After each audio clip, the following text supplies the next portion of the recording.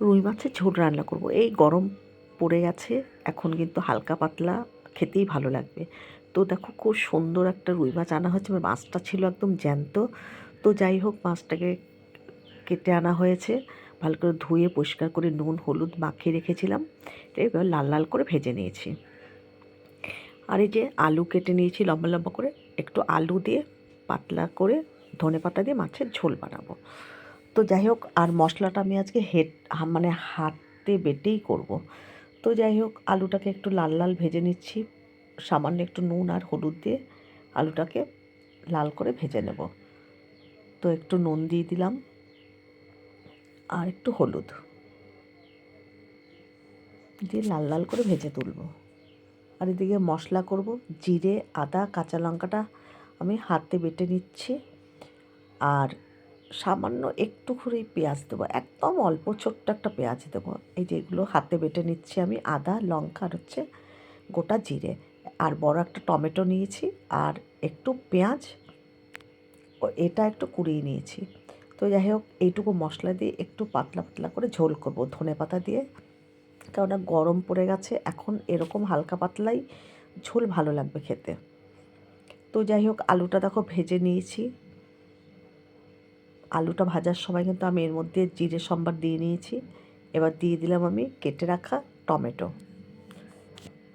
টমেটোটা একটু নরম হয়ে এসেছে, এখন আমি এর মধ্যে দিয়ে দিলাম একটু পেঁয়াজ কুড়িয়ে রেখেছি, কুড়নি দিয়ে সেই পেঁয়াজ, একদম সামান্য একটু পেঁয়াজ দিয়েছি।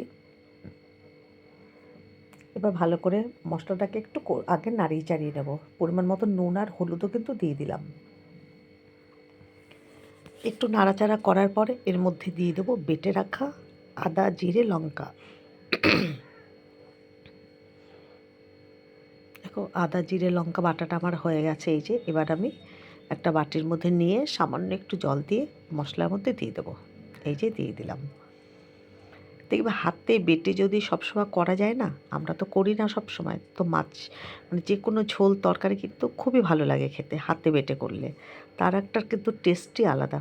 তো যাই হোক, ইচ্ছে করলো হাতে বেটে মাছের ঝোলটা পাতলা করে করতে, তার জন্য বানাচ্ছি। তো যাই হোক, এবার একটু সামান্য দিয়ে দিলাম এর মধ্যে ধনে গুঁড়ো, অল্প করে দিয়েছি, আর কিচ্ছু কিন্তু আমি এর মধ্যে দেবো না। আর পরিমাণ মতন ভালো করে মশলাটা কষা হয়ে গেলে পরে পরিমাণ মতন এর মধ্যে আমি জল দিয়ে দেবো। দেখো মশলা কি সুন্দর কষে গেছে। এবার আমি 2 বাটি জল দেবো এর মধ্যে, কেননা আগেই বলেছি একটু পাতলা পাতলা মাছের ঝোলটা করবো ধনেপাতা দিয়ে। নামানোর সময় কিন্তু আমি ধনেপাতা দেবো। এই যে 1 বাটি জল দিয়েছি, আরেক বাটি জল দেবো।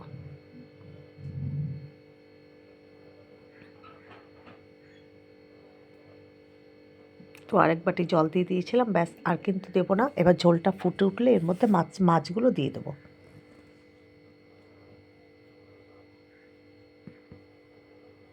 মাছ তো আগে ভেজেই রেখেছি একটু লাল লাল করে। আর এই যে ধনেপাতা নিয়ে নিয়েছি, ভালো করে ধুয়ে রেখেছি। দেখো মাছের ঝোলটা কিন্তু ফুটে উঠেছে। এবার ভেজে রাখা মাছগুলো সব এর মধ্যে দিয়ে দিচ্ছি। কিছুক্ষণ ফুটতে দেবো, একটু ঢাকা চাপা দিয়ে কিছুক্ষণ রেখে দেবো। একটু ভালো করে ফুটে উঠলেই মাছের ঝোলের মধ্যে ধনেপাতা দিয়ে এবার দিয়ে দেবো। ধনেপাতাটা কিন্তু আমি ধুয়ে ভালো করে রেখে দিয়েছি, এবার একটু কুচিয়ে নেব। যাই হোক, দেখো মাছের ঝোল কিন্তু আমার একেবারে রেডি হয়ে গেছে, টকবক করে ফুটে উঠেছে। ঝোলটাও সামান্য একটু কমে গেছে। এবার একটু ধনেপাতা দিয়ে দিচ্ছি ওপর দিয়ে, ব্যাস রেডি। হালকা পাতলা করে হাতে বেটে রুই মাছের ঝোল গরম গরম ভাতে দারুণ ভালো লাগবে। মাছের ঝোল এই যে নামিয়ে নিলাম গ্যাস থেকে।